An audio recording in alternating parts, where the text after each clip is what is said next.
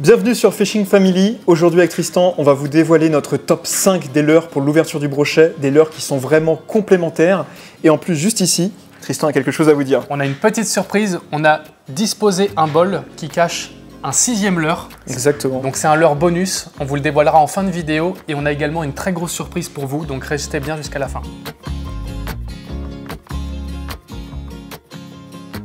Alors, pour le premier leurre, c'est celui-ci. C'est un leurre souple. Ici, c'est un shad, donc avec un paddle. Pour moi, c'est indispensable à avoir dans ces boîtes.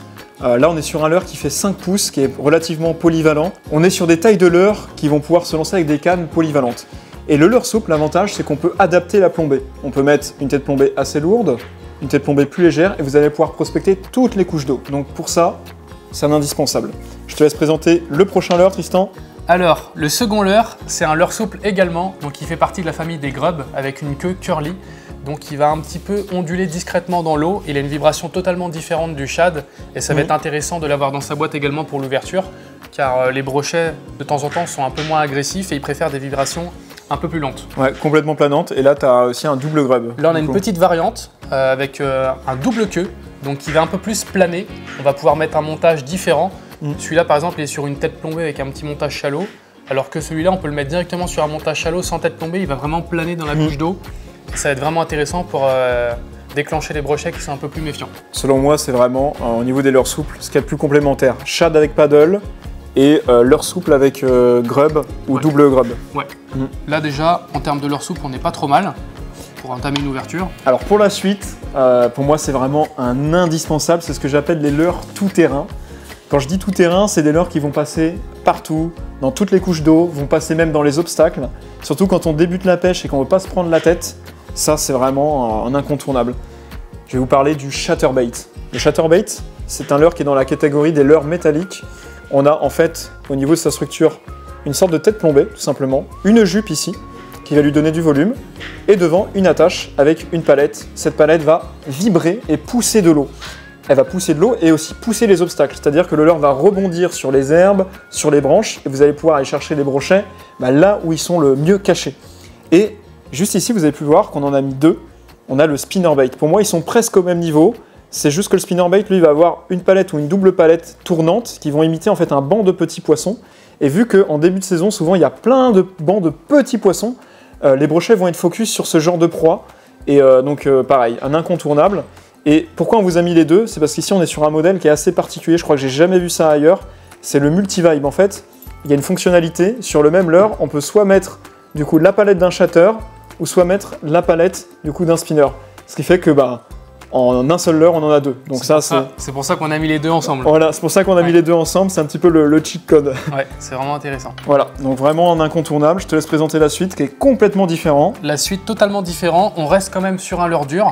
Alors ça s'appelle un glide bait, c'est un leurre dur qui est en deux parties, donc on peut l'avoir assez distinctement ici. Et donc ça c'est un leurre qui évolue avec une nage en S dans l'eau, on peut l'animer de deux manières différentes. Soit on a une canne casting, on va pouvoir animer avec la manivelle et faire du droite-gauche assez violent, ou sinon on peut simplement faire aussi du linéaire, même avec une canne spinning. Et alors là il va venir évoluer tranquillement dans la couche d'eau. Celui-là il est slow sinking, ça veut dire qu'il descend tout doucement, donc on va pouvoir faire des pauses. Il va quasiment rester sur place, il va couler tout doucement, mais c'est vraiment intéressant pour insister sur des zones. Alors, on passe à la suite, l'avant-dernier leurre, avant le leurre surprise, on va dire. On va rester sur quelque chose de très imitatif. Tristan vous a présenté donc le glide bait, qui a vraiment cette silhouette de poisson très naturel qui va planer, et qui peut souvent d'ailleurs déclencher des très gros poissons. Et là, on est aussi sur quelque chose de très très naturel. On est sur ce qui s'appelle un jerkbait, donc un petit minot, qui va s'animer grâce à la bavette. Il va vraiment nager comme ça, en ondulant.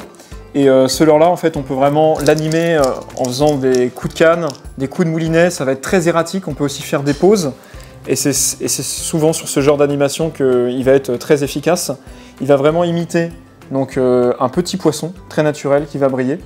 Donc ça en début de saison et même toute l'année, je pense que c'est un leurre très polyvalent à avoir dans ses boîtes. Ouais, parce que c'est la taille passe-partout, c'est vraiment la taille des gardons et des retangs qu'on retrouve dans nos eaux, quoi. En fait, on est sur un leurre de 9-10 cm à peu près, très très polyvalent.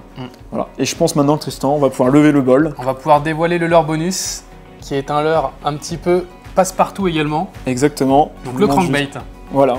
Voilà. Ici, on a un exemple de crankbait. Alors, il faut savoir que tous les leurres qu'on vous a présentés ici, voilà, c'est des marques spécifiques que nous, on a dans nos boîtes. Mais l'idée, c'est vraiment de vous montrer le type de leurre et les grandes familles de leurres que nous, on utiliserait, en tout cas à l'ouverture. Et ici, on a un crankbait. Donc, un petit peu similaire au jerk. Alors ça, on l'appelle le jerk minnow parce qu'il a une taille un peu effilée de minnow, de petits poissons. Alors que là, on a un leurre qui est un petit peu plus trapu et avec une bavette un peu plus imposante, en fait, qui va le faire plonger plus profondément.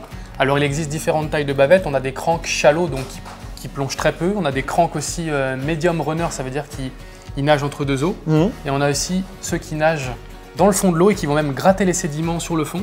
Et ça va être super intéressant du coup d'avoir ce leurre avec différentes tailles de bavettes pour justement varier les couches d'eau de pêche, quoi. Voilà, la différence c'est que c'est beaucoup plus trapu et ça va aussi beaucoup plus vibrer. Souvent c'est un leurre qu'on appelle de prospection, de power fishing, un petit peu au même titre que le chatterbait qu'on vous a présenté avant, qui lui aussi en fait a sa palette qu'on pourrait comparer à la bavette du crank. Et il va vraiment vibrer, passer rapidement aussi au-dessus des obstacles, rebondir avec les obstacles aussi avec sa bavette. Et souvent, les poissons actifs, ils vont taper là-dessus. Et comme disait Tristan, vous pouvez adapter votre crank. Donc si vous avez des cranks avec des très longues bavettes, forcément ça va descendre plus profond. Ouais, et puis c'est vraiment un super leurre à avoir dans sa boîte. Pourquoi? Parce qu'on les perd très peu. Parce que comme le chatter, tu l'expliquais, la bavette, c'est tout le temps la bavette qui va venir buter contre les obstacles. Et comme les cranks sont souvent flottants, ils remontent au-dessus de l'obstacle et vous pouvez ramener de nouveau. Et en fait, ça contourne vraiment tous les obstacles. Donc ouais, vraiment le super leurre bonus. Et en fait, c'est un leurre qu'on utilise souvent pour la perche, mais pas forcément beaucoup pour le brochet.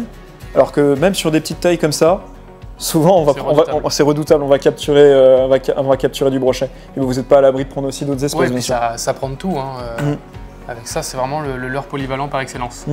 Et maintenant, je pense qu'on peut parler de la petite surprise. Ouais, donc on a décidé de vous faire remporter cette sélection. Donc quelqu'un dans les commentaires pourra recevoir tous ces leurres pour l'ouverture du brochet. Donc on va essayer de faire en sorte de vous l'envoyer avant l'ouverture, évidemment. C'est ça, on va tous ces leurres-là qui sont sur la table, on va vous les mettre dans une boîte, une belle boîte qu'on va vous préparer. Et pour participer, c'est très simple, il suffit donc d'être abonné à Fishing Family, liker la vidéo et laisser un commentaire sous cette vidéo. En nous disant, pourquoi pas aussi, vous, votre top 5. Si vous avez des changements à apporter, juste laissez un commentaire. Qu'est-ce que vous auriez fait différent? Qu'est-ce que vous voulez voir aussi sur la suite de la chaîne? On vous en a pas trop parlé, mais dans les grandes lignes, quel est l'objectif de cette nouvelle chaîne qu'on a fait en commun, Tristan? On a décidé de faire tous les types de formats qu'on ne pouvait pas trop faire sur nos chaînes principales. C'est-à-dire des formats un peu plus tutoriels matériels, des petits reportages autour du monde de la pêche en général. On a aussi des possibilités de faire des lives. Tout à fait, ce qu'on ne fait pas sur nos chaînes. Ce qu'on ne fait pas sur nos chaînes avec vraiment de la proximité avec vous. C'est le but du nom de la chaîne Fishing Family, c'est qu'on soit un peu une grande famille sur cette chaîne. Et on va aussi faire des formats podcast. Nous, on va discuter, débattre sur des sujets. Et on va aussi inviter des personnes du coup avec nous pour discuter sur plein de sujets autour de la pêche. Et c'est aussi une chaîne participative, donc n'hésitez pas à nous rejoindre sur nos réseaux, Instagram pour Tristan et pour moi. Et on vous fera régulièrement des petits sondages pour aborder des thématiques qu'on va développer en fait justement ici sur cette chaîne. C'est ça. En tout cas, on se retrouve très bientôt pour une prochaine vidéo sur la chaîne. Allez, ciao. Ciao.